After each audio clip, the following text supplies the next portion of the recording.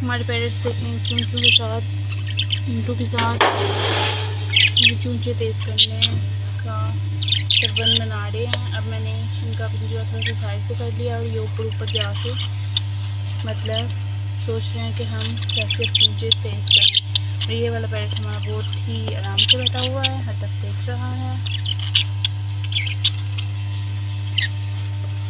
इसके अलावा ये वाले पैरेट को लगता है सर्दी लगी हुई है, कल की बारिश हुई है ना, तो बारिश इन पर पड़ी नहीं है। वैसे जो बेबी होता है उसे सर्दी लग जाती है जल्दी।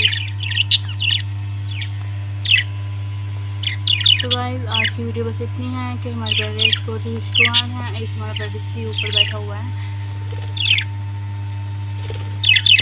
कैमरे के आगे लगता है छा गया।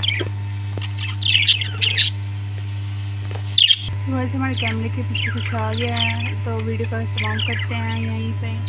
अपनी दुआ में याद रखिएगा हमें, और do not forget to subscribe my YouTube channel and do not forget to like and share my videos.